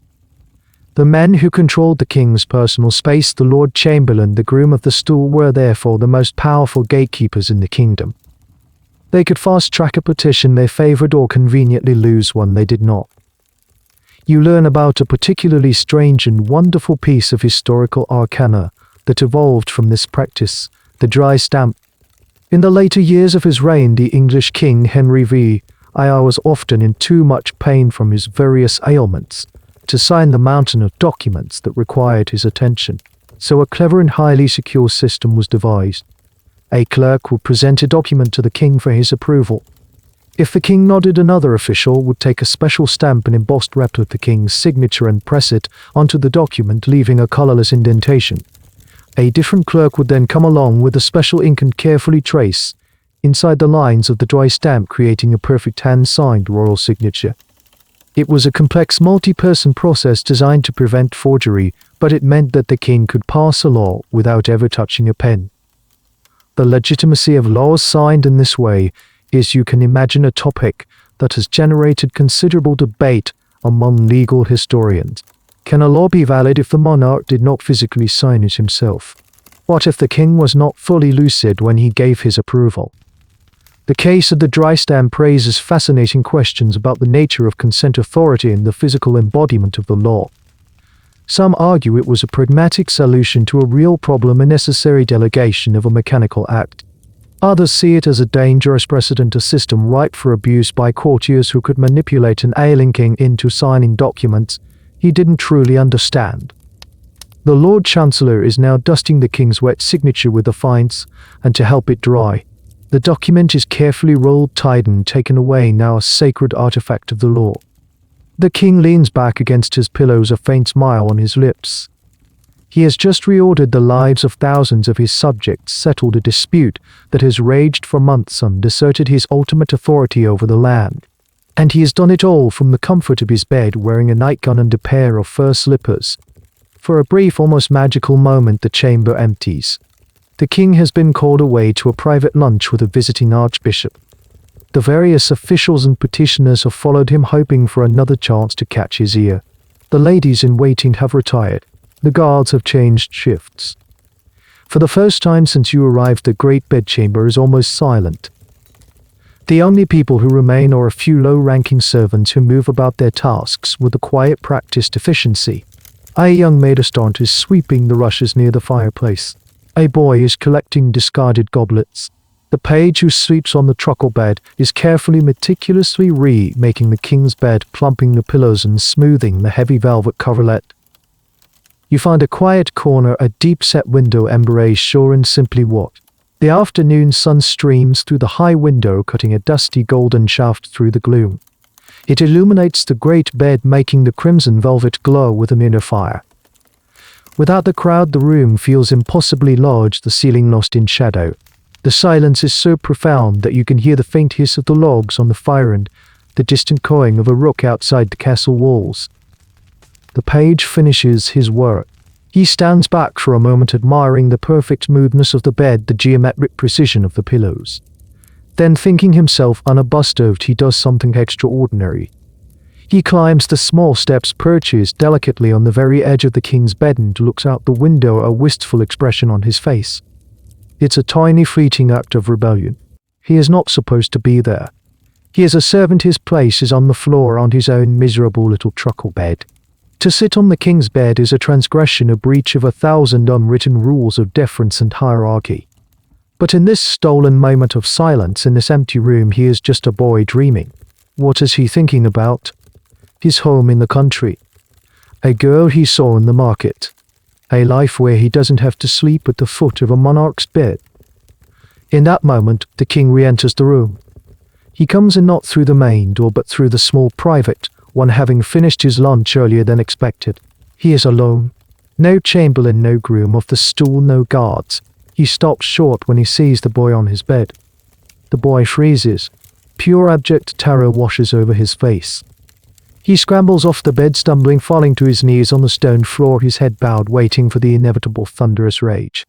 To touch the king's things was a crime. To sit on his bed was unthinkable. He could be whipped, dismissed, thrown in the dungeons. But the king doesn't shout. He looks at the boy, and then he looks at his own magnificent, absurd bed lit by the afternoon sun. And for the first time you see something on the king's face other than the blank mask of royalty. You see a flicker of profound, bone-deep weariness. You see the man, not the monarch.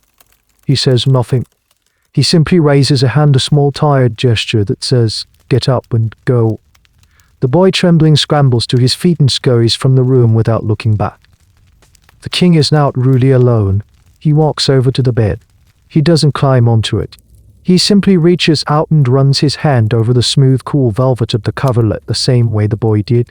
He looks at this great theatrical stage that has dominated his entire existence. This throne, this office, this prison. What does a king think when he is truly completely alone?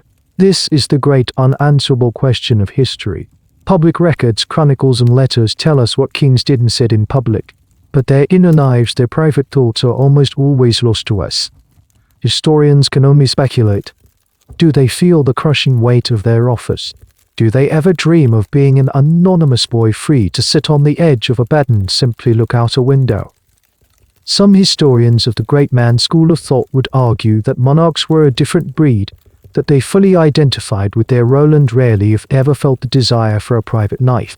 They were born to the purple and the performance was their reality.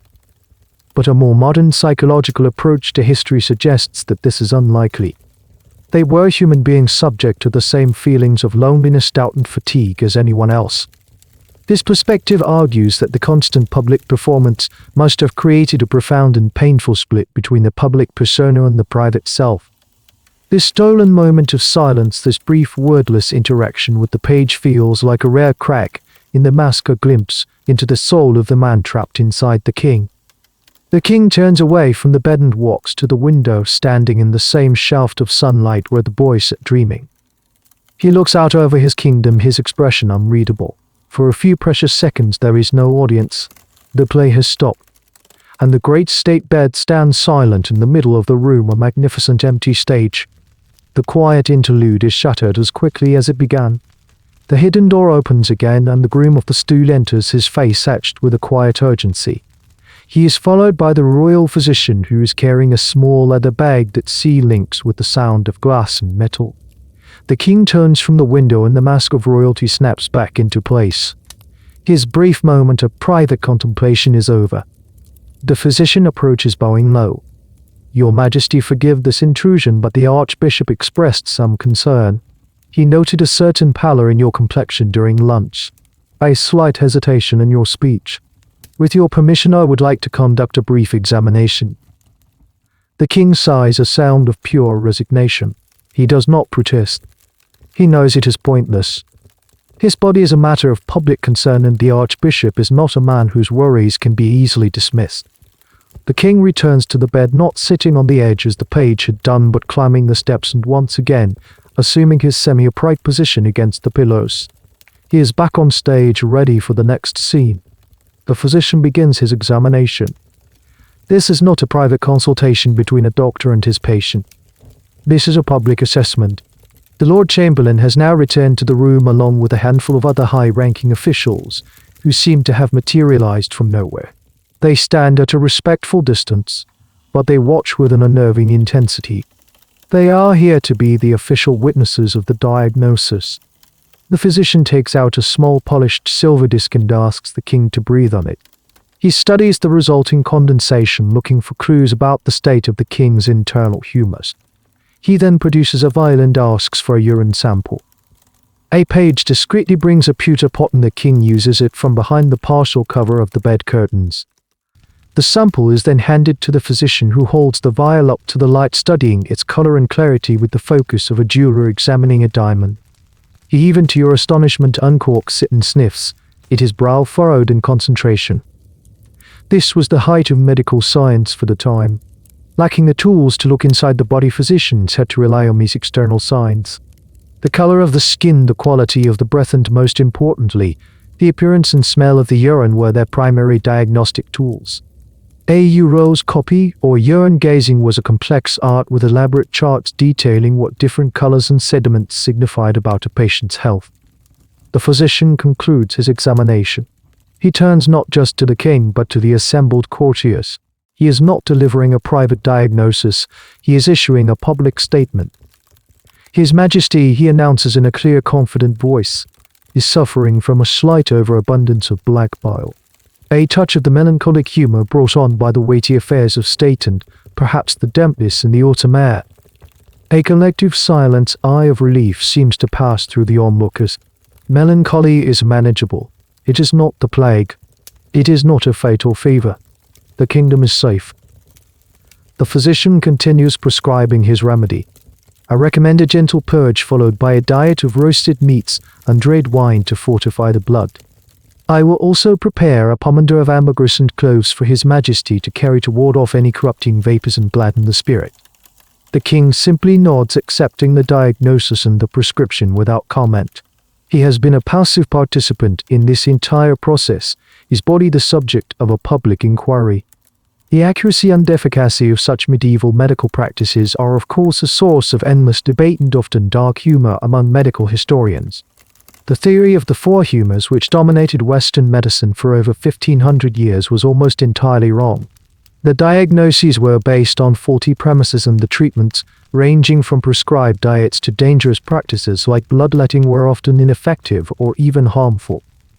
Some historians view this entire system as a tragic farce, a period of profound medical ignorance where physicians, through no fault of their own, likely did more harm than good.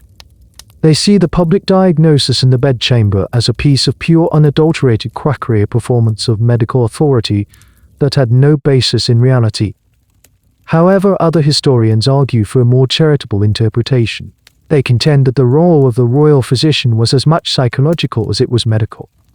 By providing a diagnosis, even a wrong one, he was giving a name to the king's ailment, making it seem understandable and manageable. By prescribing a treatment, he was creating a sense of action and control. The public nature of the diagnosis was also a crucial piece of political theatre.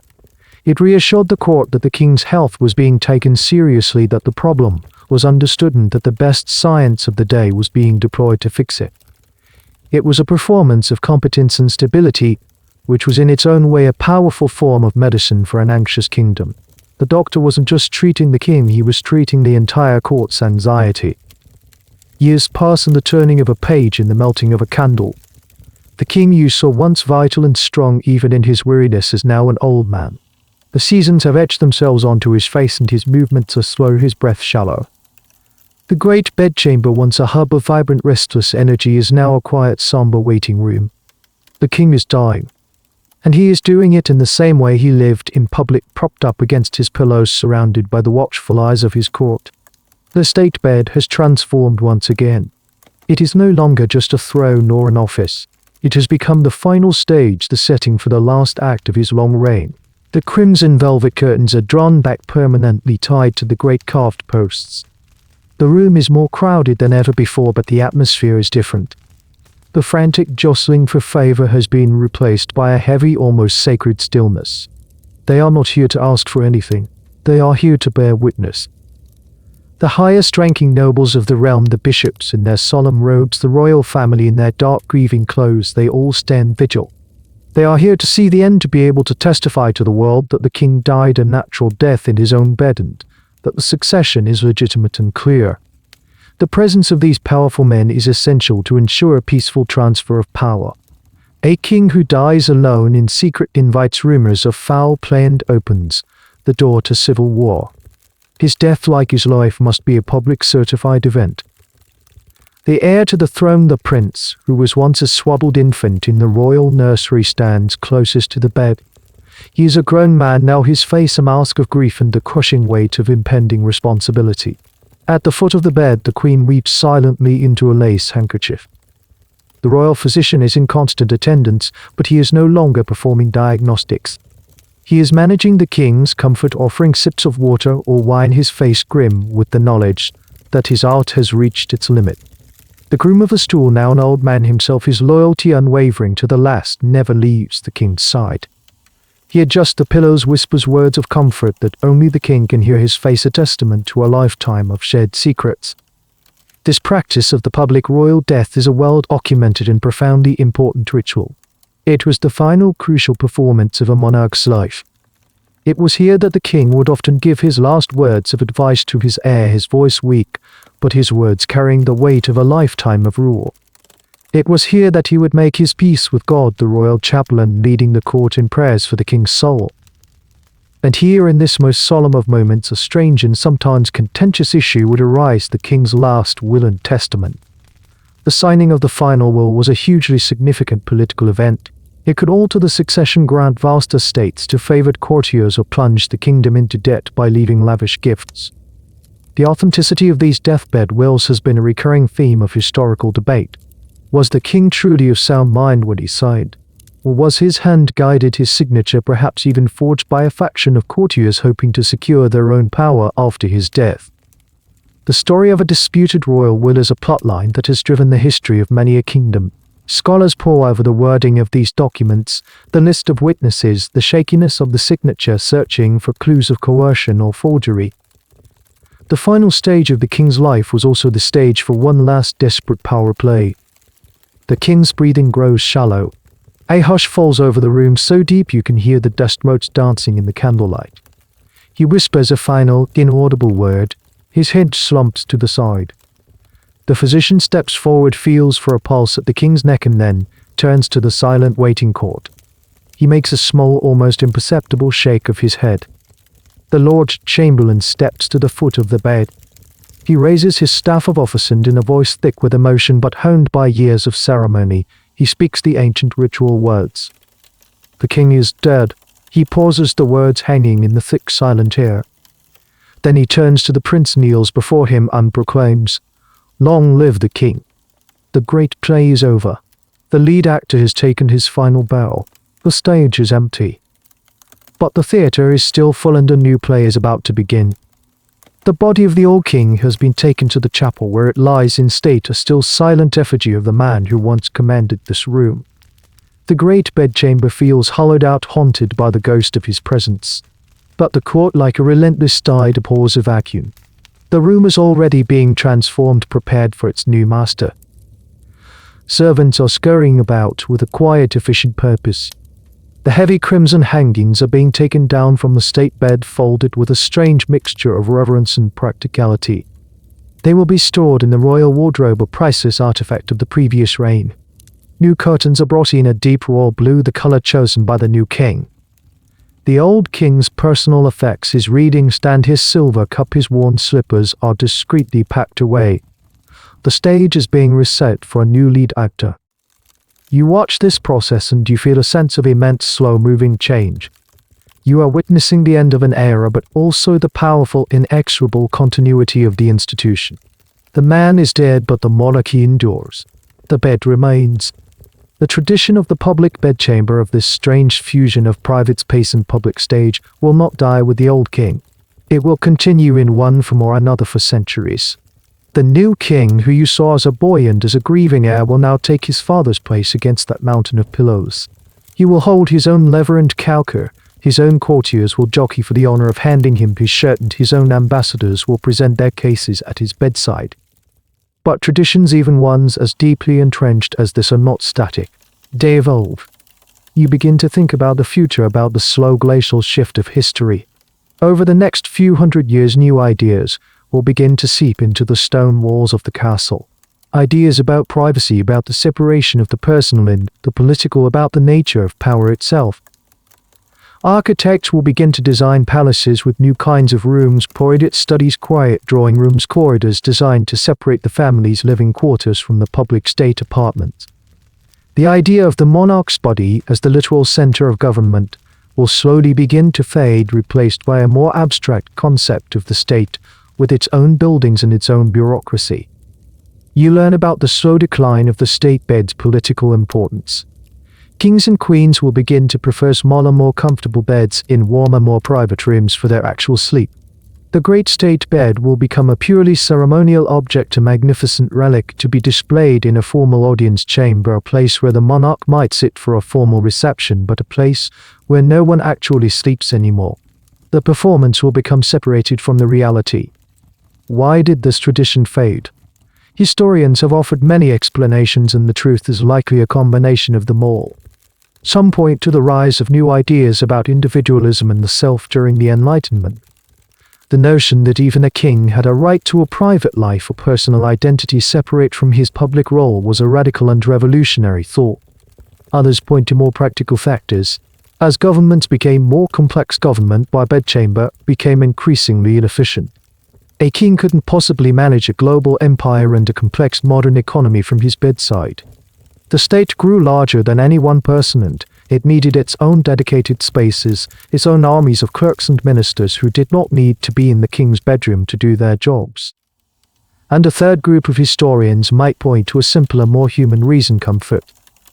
As standards of living improved and the technology of comfort evolved, with better heating, softer mattresses, and a general appreciation for quiet and warmth, the sheer brutal discomfort of the old way of life became less and less tolerable. Even kings, it turns out, eventually just wanted a comfortable, quiet night's sleep. You look at the state bed now dressed in its new vibrant blue. It looks magnificent, powerful, and utterly profoundly anachronistic. It is a creature of a bygone age, a time when power was personal, when privacy was a myth, and when a king's bedroom was the center of the universe. The new king will use it. He will perform the rituals his father taught him, but the world is changing around him. The slow, quiet, revolutionary idea of a closed private door is beginning to take hold. The long, strange public night of the medieval monarch is finally slowly drawing to a close. You turn and walk away. You leave the chamber with its new blue curtains, its new king and its ancient, unchanging rituals. You walk back through the corridors, past the tapestries and the flickering torches. The great doors of the castle are opened for you, and as you step out into the pre-dawn chill, the doors swing shut behind you with a deep final boom. The sound echoes and then it is gone. You have left the court behind. The air here outside the walls smells different. It is sharp and clean, scented with damp earth and wood smoke from a baker's early fire. You walk through the sleeping town, your footsteps the only sound in the narrow cobbled streets. And you find what you are looking for, a simple and a sleepy-eyed proprietor, a key to a small room upstairs. The room is tiny. The floor is made of wide uneven wooden planks. The only furniture is a three-legged stool, a small chest and a bed. The window is a simple unglazed opening with a thick wooden shutter you can close against the night. And the door has a small sturdy wooden bar on the inside. You slide it into its bracket. The sound it makes, a solid, satisfying thump, is the most beautiful sound you have ever heard. For the first time in what feels like an eternity, you are completely, utterly alone. There is no audience here. No courtiers, no guards, no physicians, no servants. The silence in the room is not the tense, watchful silence of the royal bedchamber. It is a deep, true, and profound quiet. It is the sound of your own solitude. You turn to the bed. It is a simple, unadorned thing. A low wooden frame, a mattress stuffed with straw that rustles when you press it, a single lumpy pillow and 2 heavy woolen blankets. It is, by the standards of the court, a pauper's bed. It is worth less than a single tassel on the king's curtains. And yet in this moment, it seems like the greatest luxury in the entire world. You sit on the edge of it, feeling the simple, honest support beneath you. And then you do something the king could never do. You lie down. All the way down. You stretch your body out, your head on the pillow, your feet pointing towards the end of the bed. You lie perfectly, blissfully flat. The feeling is revelatory. It is a release of a tension you didn't even know you were holding. Your muscles clenched from days of standing and observing finally let go. Your spine lengthens. You feel your own weight sinking into the mattress, a simple grounding force. This is not the posture of death. This is the posture of rest. True, deep and complicated rest. You pull the coarse wool blankets up to your chin. They are heavy, warm and comforting. There are no fragrant herbs, only the faint, clean smell of sun-dried wool. And in this simple, private darkness you finally understand. The king, for all his power and wealth, was a prisoner. His bed was his cage, a beautiful gilded stage from which he could never escape. His entire life was a performance for an audience that never left. He had a kingdom, but he had no privacy. This very concept, privacy, is something we take for granted. But for most of human history, it barely existed. Historians fiercely debate when this changed. Was it an economic shift when ordinary families finally became prosperous enough to build houses with more than one room? Or was it a great cultural change born of the Enlightenment when the idea of the individual, with a right to a private inner life, began to take hold? For the people of the world, you just left the idea of being truly alone in a room would have been an alien and perhaps even frightening concept. But for you now, it is the ultimate freedom, the freedom to be unobstructed, the freedom to sleep without performance, the freedom to simply be. You close your eyes. The world of the court, with its whispers and its rituals, its velvet curtains and its mountains of pillows, begins to fade. It feels distant, unreal, like a strange and exhausting dream you are finally waking from. All that is left is the darkness, the quiet, and the simple, profound comfort of your own small, private corner of the world. Then now, as the memory of that castle fades completely, you can feel the simple comfort of your own bed, right here, right now. The weight of the blankets upon you, the softness of the pillow beneath your head. There are no audiences here, a pleasant experience. No rituals to perform. There is only this quiet. This deep and gentle peace. You can feel your own breath, rising and falling. A soft, easy rhythm in the stillness of your room. Each breath is an invitation to let go a little more, to sink a little deeper into this feeling of perfect rest. The story is over, and its echoes are simply drifting away, like faint distant music, leaving behind only a profound and welcoming silence. Your only duty now is to rest, to allow the quiet to hold you, to allow your mind to drift on this slow, gentle current, leading you towards the soft shores of sleep, a place of perfect peace and deep restorative slumber. The final page is turned. If your eyelids are still not heavy, another story might be the final lullaby you need. Sleep sweetly. Good night.